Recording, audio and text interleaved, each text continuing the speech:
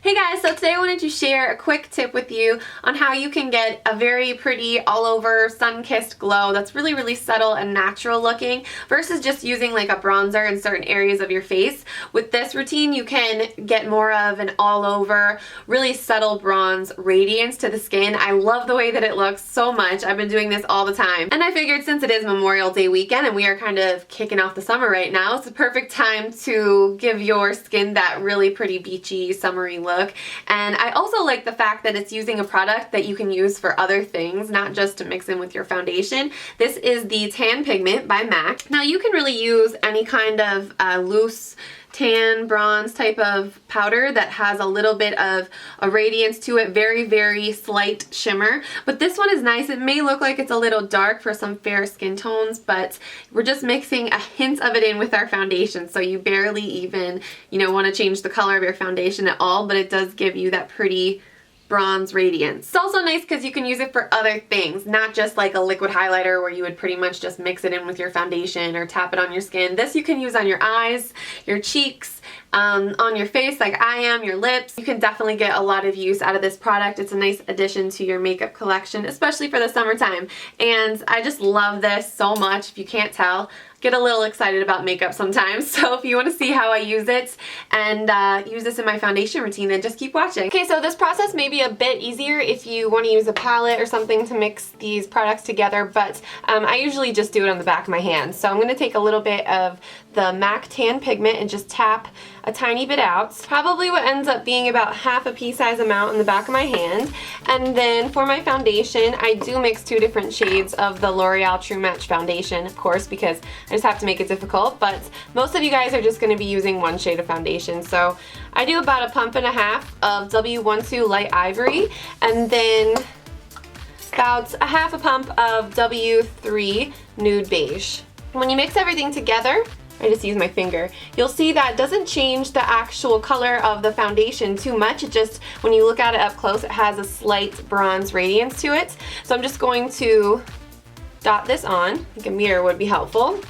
Then once you have everything mixed, the application process is pretty standard from here on out. And my favorite brush to use recently is the F80 Flat Top Synthetic Kabuki brush. I also like to use my beauty blender, especially with the Lumi foundation, but I actually have not tried that yet with the pigment mixed in. As you're blending this in, especially if you have fair skin like mine, you might notice that your foundation does look a little bit different, but don't let that scare you because it's just basically, you're picking up on that tint that it has and it looks a little bit warm at first, but once you get it evenly blended across, your entire face, it just looks like more of that bronzy radiance. It's very subtle, so stick with me on this. Then a lot of times I'll go back and add a little bit more in spots that I need it, or just add some more foundation back into the center of my face if it's been blended away a bit.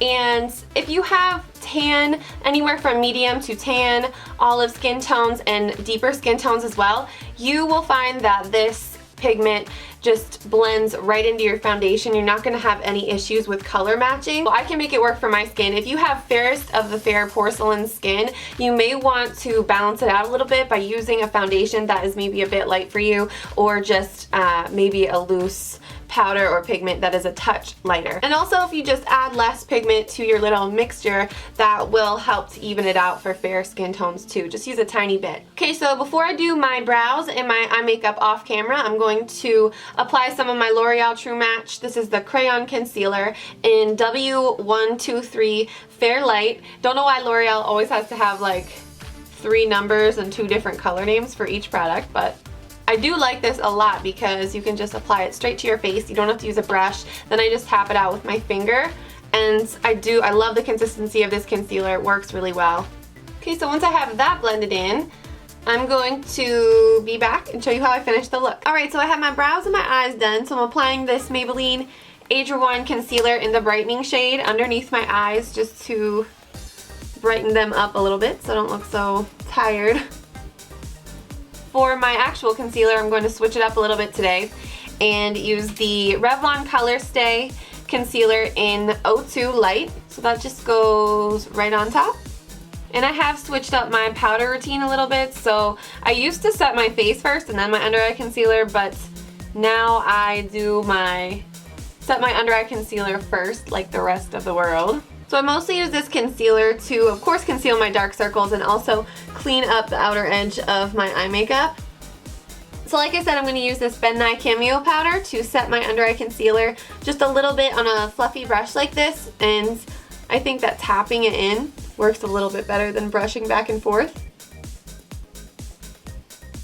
Okay, so now I'm using the Rimmel Stay Matte Powder in Nude Beige to set my foundation, and I'm not using a lot, just a little bit, and lightly tapping it in my T-zone in any areas that tend to get shiny throughout the day. Okay, so if by any chance you think that using a bronzer on top of this foundation look is a little bit too much, you can go ahead and skip it, but me, I do not let a little bit of tan pigment scare me. So I went ahead and used my MAC Mineralize Skinfinish Natural in Gimme Sun to contour and bronze my face. I use this all the time, so that's no surprise to you guys. And also the Milani Baked Blush, which kind of sounds like it's loose. I really hope it's not. And this color is Berry Amore. And, oh no, it's just because it's a double. Ah, I get it. This color is called Berry Amore. It's a really pretty, like, tawny rose type of shade. This is, like, the best summer blush color, and I am pretty much obsessed with these Milani Baked blushes. I have them in a few different colors, and this one's definitely beautiful. And then if you wanted to highlight, I would say you could even do that just to emphasize the whole sun-kissed glow that we're going for. But that pretty much does it for this look. Thank you guys so much for checking out this video, and I will see you very soon in my next one. Bye, guys.